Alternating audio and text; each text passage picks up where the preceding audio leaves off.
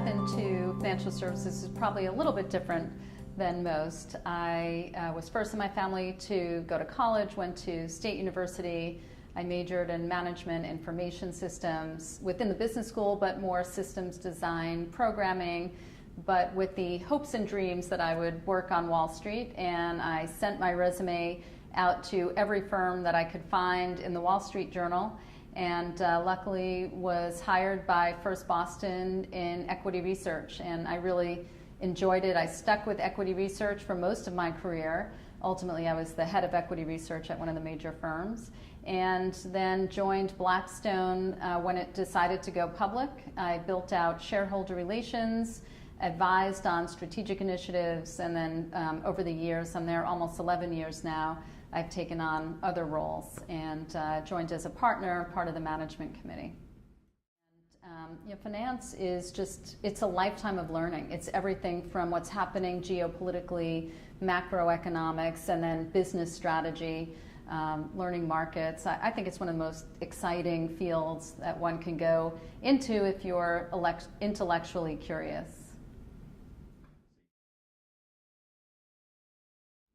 So when I was first asked to initiate a women's network at Blackstone, I wasn't really given parameters. It was basically, look around the room, and percentage of women in our incoming class was small, 10-15%, and figure out what it should look like, what it should be. And it was great having senior support and also the opportunity to create something that I think is better than what I experienced in all my years coming along in finance. And so we created something that was organic. It was driven by mostly the women, but also some senior men in the firm. And it's everything from going onto campuses, meeting with women who are freshmen and sophomores, talking about what it is we do, taking them through case studies, doing interview workshops, resume workshops, and encouraging them and telling them, they can be successful at a firm like Blackstone, and what an exciting career path it is. And today, many more of our applicants are female, and 35 to 40% of the incoming class is female. So we've made great strides in, I think, a pretty short period of time. And my hope and the goal is that those numbers will, over time, translate into an equal percentage at the most senior levels.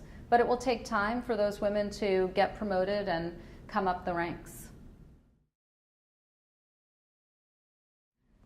So one of my partners, Beth Chardoff, who runs distribution for our credit business, had been introduced to a woman at HBS, Harvard Business School, who was not a natural candidate. I'm not sure she even applied, but Beth met her and just thought, this woman is awesome, she'd be incredible. She then spoke with one of the partners in the credit group and said, this is not the traditional hire, she's not coming from one of the investment banks, but I think if we take the time and we train her, she's going to be awesome. And she will be joining the firm actually as she graduates this year. And that wouldn't have happened if not for Beth reaching out and literally pulling her onto Blackstone's platform.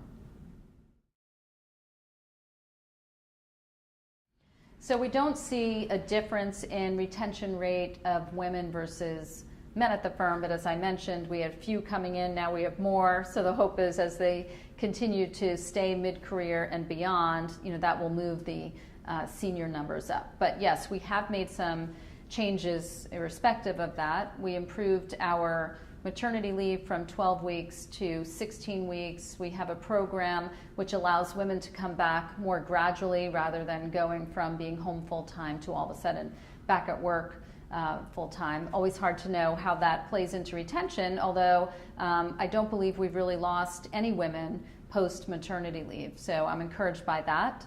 And we're continuing now to move from a focus on just recruiting and the earliest stages into mid-career training. That's true not just of women, but also of men, but it will be tailored to one's particular strengths and where they need a little bit more help. And so I think all of that together should translate into a higher percentage than we have today at the managing director and senior managing director level.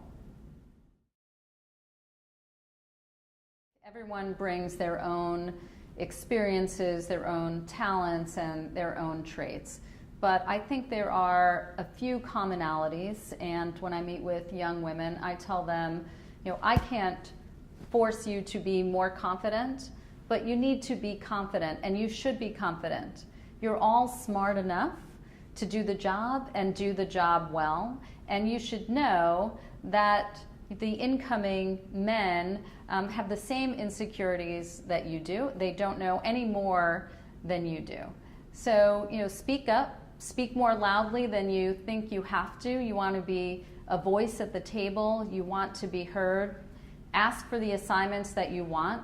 And ultimately, begin with what the goal is and then work backwards from there. How do I get there? And don't just assume someone will recognize, oh, here's a talented person, I'm going to promote her. No, you need to actually pave the way for yourself.